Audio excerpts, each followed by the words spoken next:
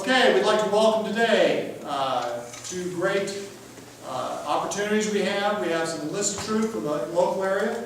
A Senior Airman Stoney, who happens to be the award-winning recruiter in Prescott, and Airman First Class Garcia, who's a Prescott High School graduate, who's willing to tell you about how lucky he is that he's going to Germany in 24 hours, 48 hours. So that's not bad for somebody from Prescott High School. You guys, take it away. How you guys doing? Like Colonel People said, I am your local Air Force recruiter. But I just want to come in here and give you guys a story about my life on how I decided to join the Air Force and what I was thinking when I was you guys' age. So I'm from Yorktown, Virginia. That's the 757. It's right next to Langley Air Force Base. It's right by Williamsburg in Jamestown for a lot of you guys that don't exactly know where York County, Virginia is. Like I said, I graduated from Tabb High School. It's about the same size as Prescott High School. I think our school population is about 1,200 people or so when I was going there. As a freshman, I didn't know what I was going to do. I knew that I was an athlete and I felt like I'm just going to get a scholarship and I don't have anything to worry about. The military was never anything that I ever thought about doing. But as years grew on, and during my junior year of high school, I was just like, what am I going to do? I really don't have any scholarship offers yet, so what am I going to do? So I ended up winning a state title during my junior year of high school. So after that, I was just like, wow, like maybe this track thing is going to work out for me, and I might be able to play sports collegiately. Senior year, I didn't play sports at all. Long story, didn't play any sports during my senior year. So, but no, before that, I won a state title as a sophomore and as a junior. And during my senior year, I didn't play any sports. But after I graduated high school, I did get a scholarship offer, and I did go, and I competed 2 years at a university in Indiana. During the second year of my university in Indiana, I actually tore my hamstring when I was competing at a track meet. And the very next, I think I spent 3 more weeks or so at school before I finally went home and at the end of the semester. So as soon as I got home, I didn't know what I wanted to do, but I didn't want to be that kid that graduated high school and never left the area at all. So what I did was I walked into my local Air Force recruiter's office, and I was nervous, just like many of you guys will be when if you guys decide to go to a recruiter and talk to them about your future in the Air Force. I was very nervous, but I told him I was willing to do anything that I could do to get into the Air Force because I just wanted to get in and go from there. I had no idea what type of career field I wanted to get into. I didn't know that much about the Air Force. I just knew that it helped out my uncle who retired 20 years in the Air Force, and it could be something that could benefit me later on as well. So during my first appointment at my recruiter's office, I was like, hey man, how do you get to be your job? I want to be a recruiter. He was like, it's going to be very hard for you to be a recruiter because you have to know everything about the Air Force pretty much front to back. So I was just like, wow, that seems like a very hard thing to do, but I knew I wanted to help young adults as well. So I was just like, wow, I'll do whatever it takes right now to get in, and then after that, I will figure out my way to get down the path of being a recruiter at all possible. So I went into the Air Force. Basic training was very easy for me. It's about 6.5 weeks. Basic training is pretty much mind over matter. If you guys know that there is going to be a light at the end of the tunnel, just keep your mouth shut during basic training and you're going to be able to get through it. It's not that hard. It's hard waking up at 4 o'clock, 4:30 every day, and it's hard listening to somebody that you don't know, but pumps the fear of God into you because you're like, wow, this guy is so scary. But you know that your TIs seem very, very mean to you guys, but you guys will start liking him and respecting them more as time goes on, because that's just like your whole flight right there is a family, and your TI is like the father figure of everybody. So you're just like, wow, if I listen to this guy, I'm sure he's going to lead me to that light at the end of the tunnel that I was looking to get. So after basic training was over, I went to technical school because I was a services troop. That's 3 and 0x1. That services has a lot of different career fields in that career field. Where's your services school at? services school was at Lackland Air Force Base, so I just packed up my bags and went literally right across the street to the Medina side of Lackland Air Force Base. That's where it was when I went through technical school. Technical school was easy as well. It wasn't very hard. It was about another 6 weeks of learning. There's different career fields in services. There's the lodging career field, there's mortuary affairs, there's working in the gym, and there's working with food. So it was a pretty easy technical school, learning about how to cook food the proper way, what food needs to be at what temperature, how to learn all the body parts of the human body, because you're going to need to learn a lot of that working in the gym. A lot of the gym equipment you need to learn. Then mortuary affairs, that was probably the hardest aspect of all of it, because you got to go through seed burning training. You do a lot of, you're looking at how to build, how you're going to prepare foods and deploy location and everything. So that was one of the harder things. And then the lodging aspect, it's pretty easy as well. It's fairly short, but it was a very easy technical school as well. After that was over, I got stationed at Spangdahlem Air Force Base in Germany. I was stationed there for 2 years, and it was probably the best experience of my life. When you're in Germany, you get to travel and see so many different aspects of Europe that you never think that you're going to be able to, you can never imagine doing, living in the States and not being in the military. Traveling over there is a lot cheaper, the culture is a lot different. It was just an amazing time being in Germany altogether. After Germany was over, I got stationed at Luke Air Force Base. I was stationed at Luke Air Force Base for 2 years as well. That, like I said, I did services at Luke Air Force Base. The majority of the time when I was at Luke Air Force Base, I worked in the dining facility there.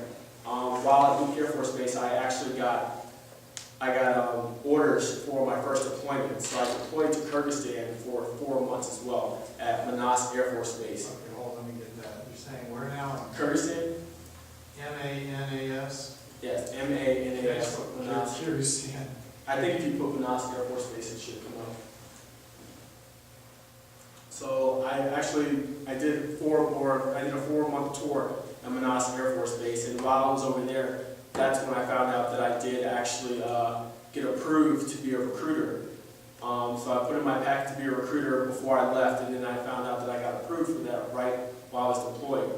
So, but being deployed is not what everybody thinks, what they think it is. It's a lot safer than what most people might think. At least with my job, it was fairly safe. I really didn't do anything outside the gates at all. I went outside the gates to do certain.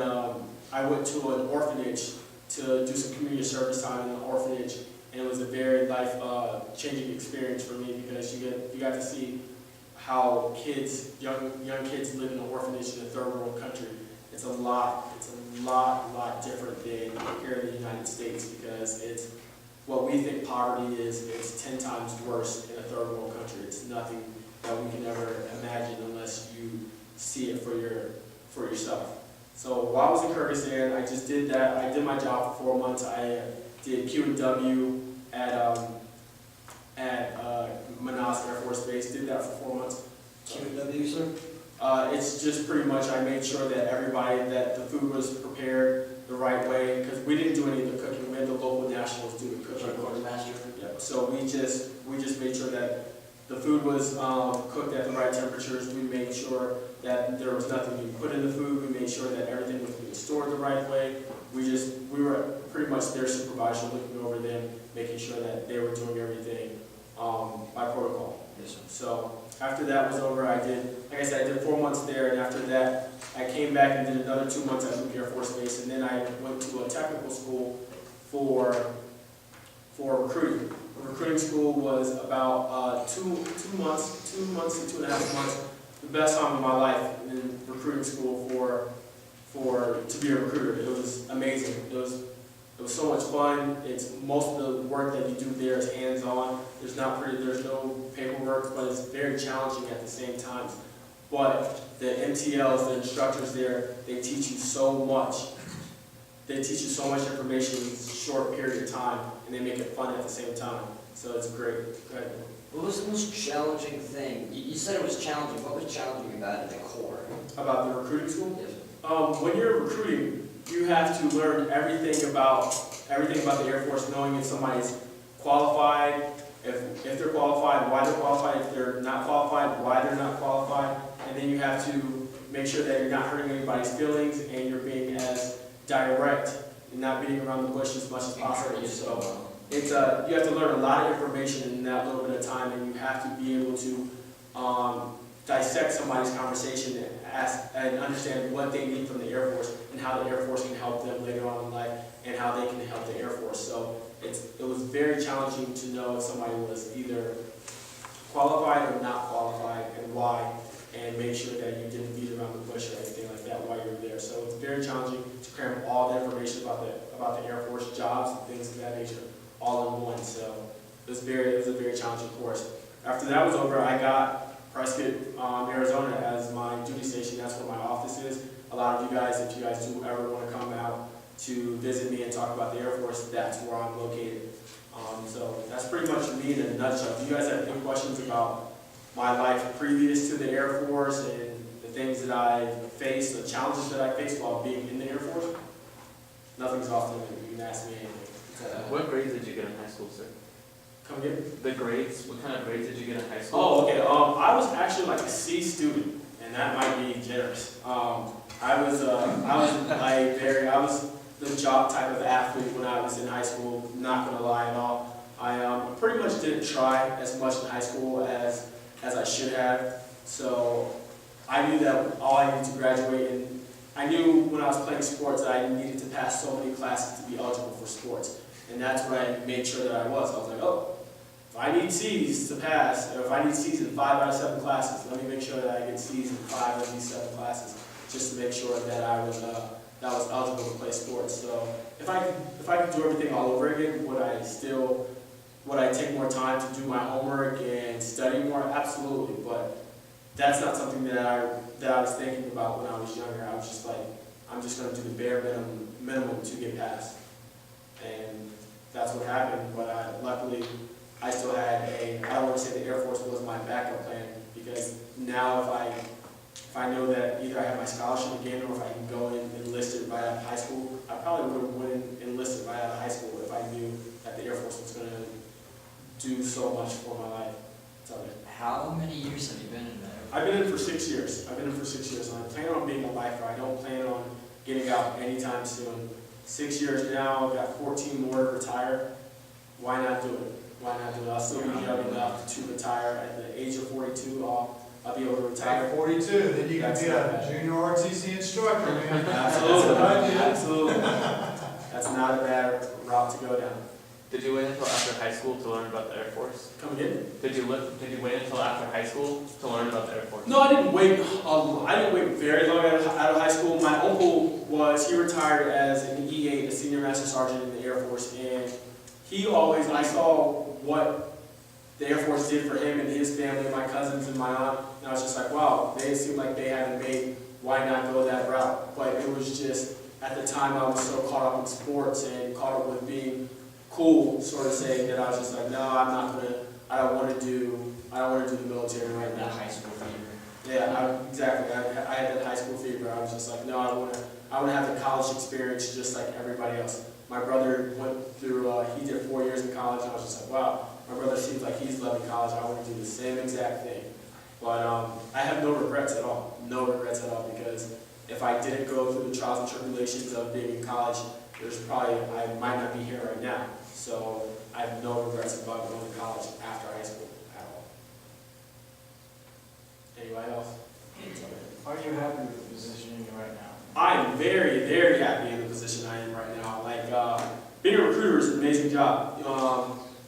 Aaron Garcia right here, he's one of the applicants that I put in almost a year ago. And to see what you can change, how you can help change somebody's life it's very humbling, and it makes you feel so much better as a person to see, hey, this young adult right here doesn't know what they want to do with their life, or this person is trying to figure out what they're going to do. And for you to sit down, see somebody, see what they were when you first put them into what they are now, and how it's changed their life and their family's life, it makes you feel very, very good inside. And that's why I wanted to get into recruiting, because I wanted to help people change their lives. I didn't get into, I'm sure you guys hear that certain recruiters are crooked, that they'll tell you anything to get you in, that we get paid to put people in. We don't get paid any extra money to put an applicant in, not one red cent. So when people think that we just lie to an applicant to get somebody in, that's not how it works. We're doing our job. We really do want the best for you, and we want to see you guys succeed, because we feel like we have the best branch of all four, and we want you to get something out of the Air Force, and we want you to like it. We want you to do 20 years. We don't want you to just do 4 years and get out. But if that's what is best for you, then at least the Air Force helped you achieve the goals that you wanted to achieve. But we want you guys to do 20 years, because it will pay off at the end. Trust me. Questions from anybody else? I'm going to pass it along to Aaron Garcia. He's going to talk to you guys about his life story and how the Air Force has helped change his life. All right, good afternoon. I'm Aaron C. Garcia. I was a PHS graduate back in 2011. Throughout high school, I never thought I really wanted to be in the military. I figured I'd go to college. My story is very similar to Airman Stoney's over here, but my dad did the Air Force for 17 years, and tried to pressure it on me just a little bit, but for the most part, I didn't think the military was for